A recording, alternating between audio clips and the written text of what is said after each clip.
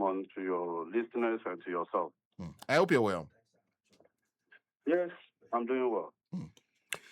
First, let me ask, because I know that this is a matter you have been part of a broader national discussion on for some time.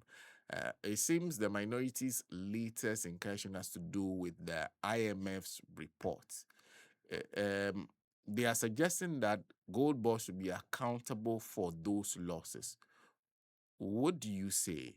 Does the Goldbod have questions to answer? Yes, I think the Goldbod has answered every question already through their 2025 audited report. The Bank of Ghana has also, through their 2025 financial statement, and submitted to Parliament. And Parliament has considered all of them. So all questions surrounding the domestic gold purchase program has been adequately answered. What the minority seeks to do is to always attack the hen that lays the golden egg. They know that the foundation of this economy is rested also on the performance of the extractive sector. And the Goldbod is a special purpose vehicle anchored in delivering that reality and the benefit to the Ghanaian public. Because this IMF report that they've been touting acknowledges what NDC has been very consistent with. And I have their press conference here. First of all, they said that the recent IMF concluded final review of the Ghana's Extended Credit Facility Program was completed on 10th July. That is an error. The last final review was done on 27th July. So you can see clearly that the entire press conference was done in error. The second issue I want listeners to understand is that in doing cost-benefit analysis of a policy, let's assume that the Goldbod is a policy instrument. You have to match the cost of operating the Goldbod vis-a-vis the expected benefit that we are getting. And it is very, very clear and resounding. The minority claim that there is a reported loss, according to the IMF report, of 1.7 billion.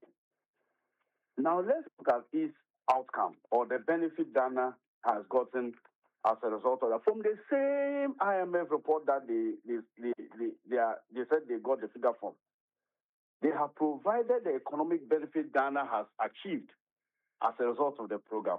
And this is what the IMF had to say.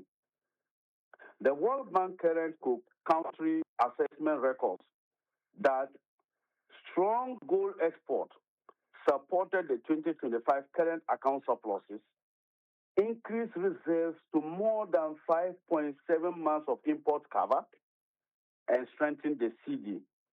The Ministry of Finance reports gross reserves at about $13.8 billion as at the end of 2025, up from the equivalent of 4 months of import cover in 2024.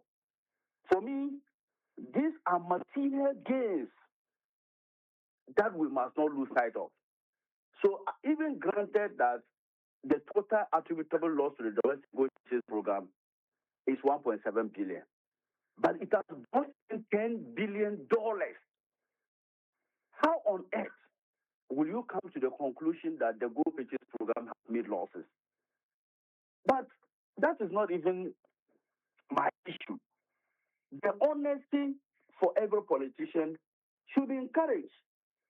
I see some level of dishonesty and lack of principle on the part of the minority. Look at something. Asempa, on January 7, 2026, used an RTI request to the Bank of Ghana to provide the total volumes of gold purchases and the associated losses from 2021. And this is what the Bank of Ghana provided. In 2022, the total number of gold we purchased was 3.47 kilometers, and the value we got was $194 million. In 2023, we increased it to 37.02 tons and we sold it at 1.5 billion. Then in 2024, we bought 56.47 tons at a cost of 4 billion.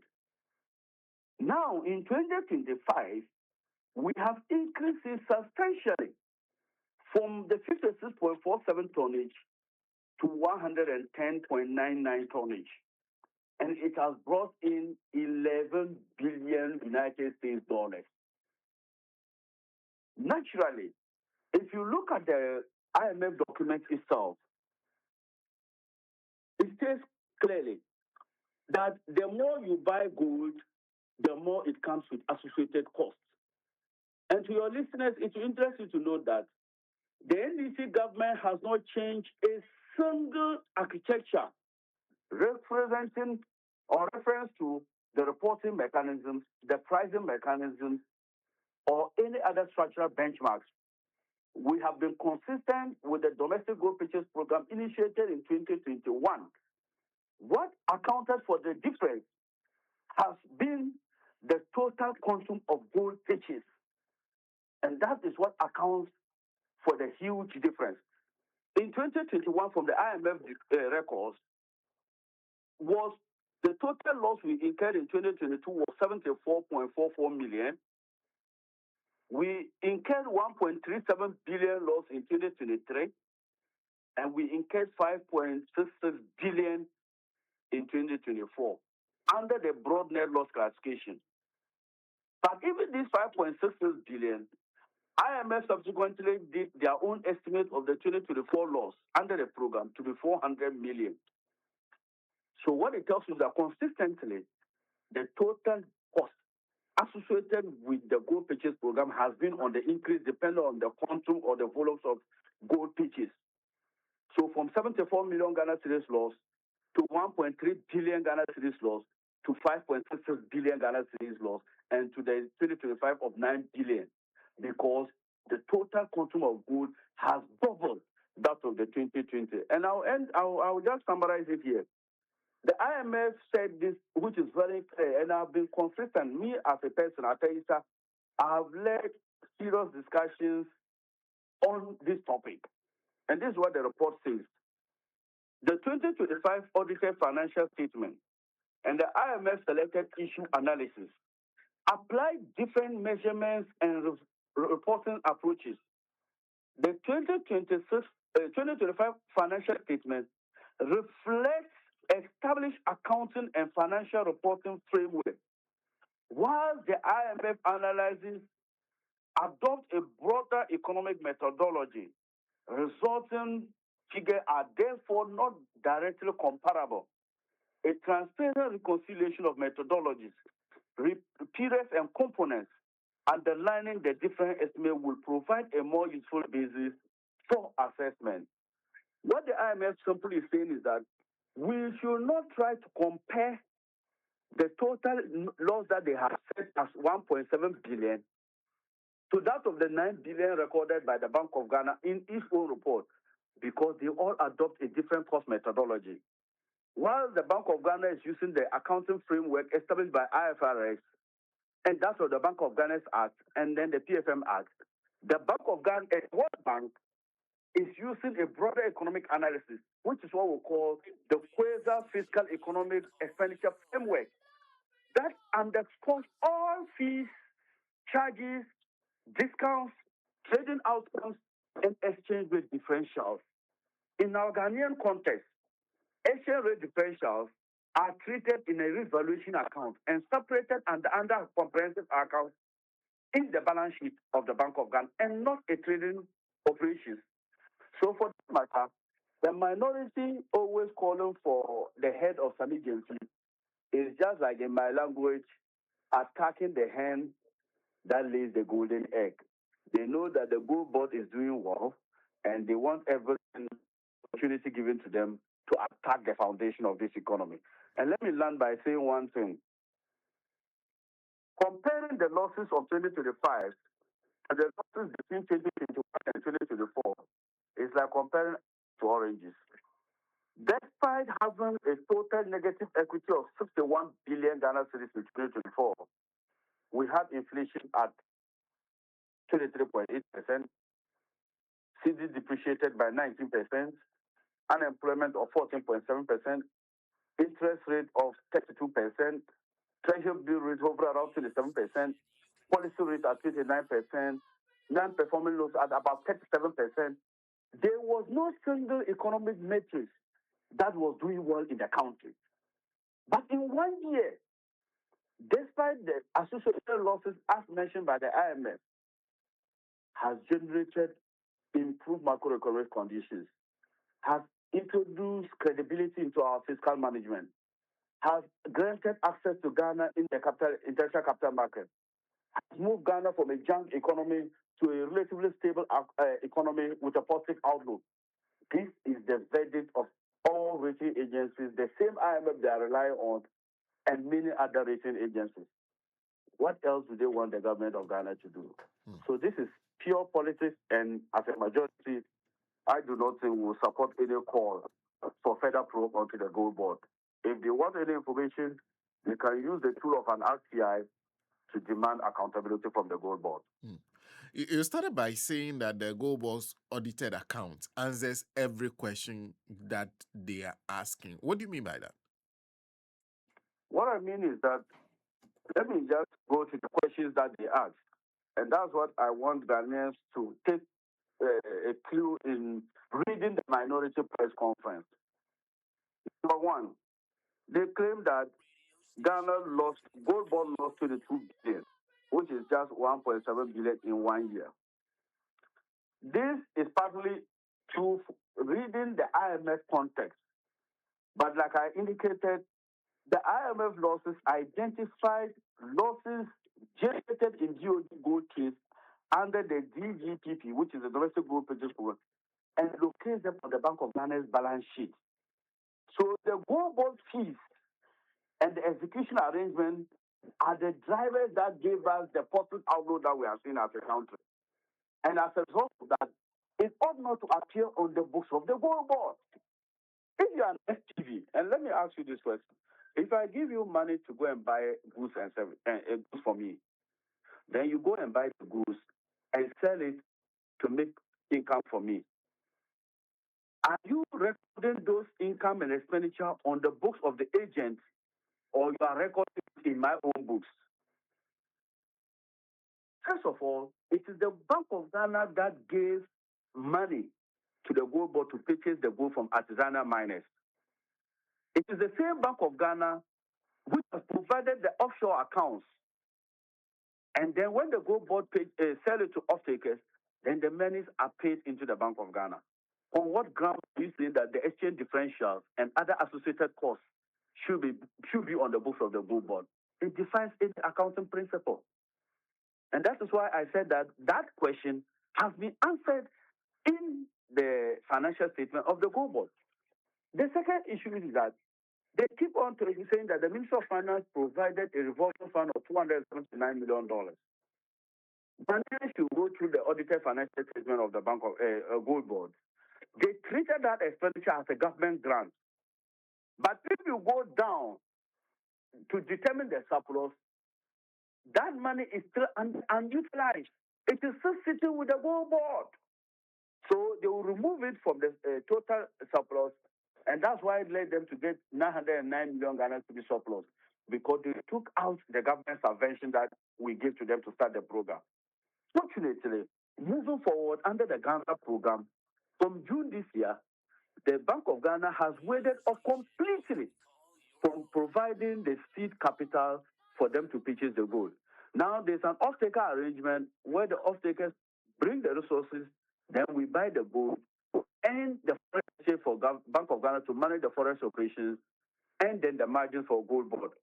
Meanwhile, affairs costs and the fees were paid by the Bank of Ghana to Goldbod.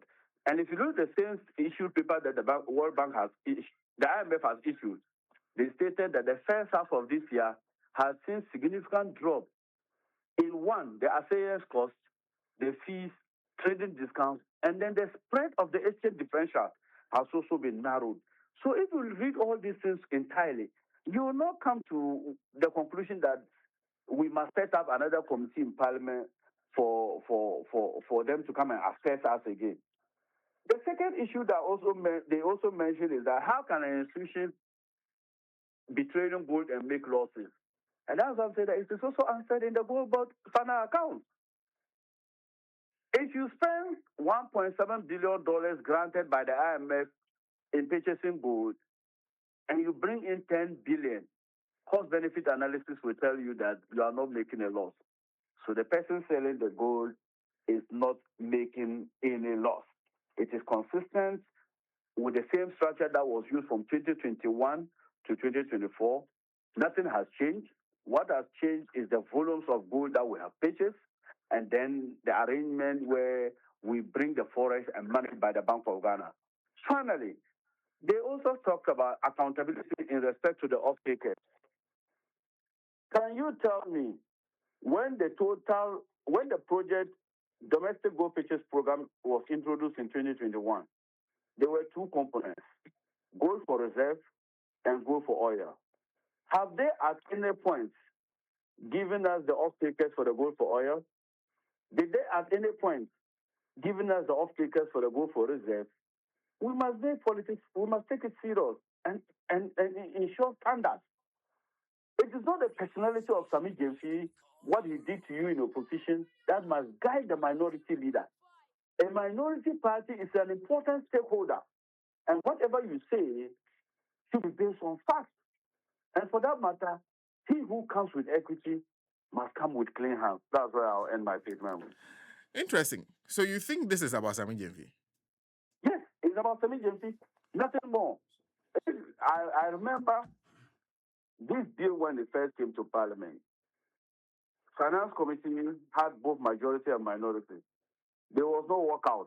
Sammy Gyamfi and the Minister of Finance participated entirely into the committee meetings. When we brought it to the Parliament, the floor of Parliament, there were concerns raised by both sides of the House. Then the bill was referred to Winnowing Committee, and then it was finally brought for approval. There has always been a consistent attack on the personality of Sammy Gyamfi. Well, even before this time, the IMF in June reported $240 million. It took Honorable Kojo Oppong-Nkrumah, Abena Asare, and the same Afenyo-Marke to launch a scathing attack on the personality of Sammy Gyamfi. It led to him responding. And just when we published the audited financial report of Bank of Ghana and then the Goldbod, they shifted the conversation to the personality of Sammy Gyamfi. And the same thing is being done today. What at all has this young man done than providing a strongest pillar, a backing that is greater stability in our exchange, that is providing liquidity in the forex market, and that is ensuring that Ghana achieves stability in the overall macro environment? What is the crime? So for me, I want to advise Honorable Sammy Gyamfi to stay focused, remain calm. The attack is to discredit the gold program, and then the economy will eventually suffer.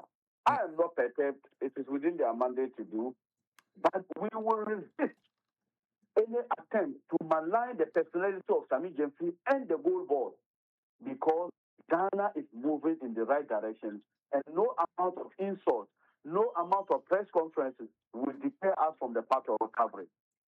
If they do have questions, where should they be directing those questions? Because they are suggesting that the whole operational aspect of this arrangement sits with Goldbod.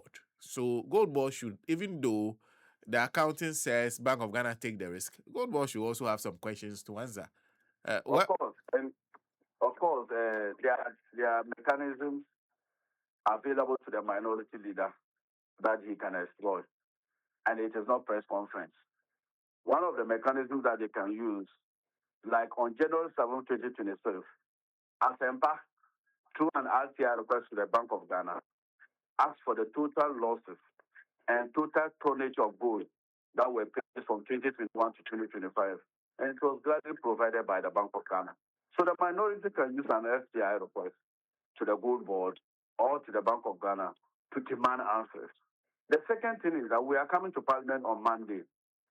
Minority can also use urgent questions to demand answers from the Goldbod.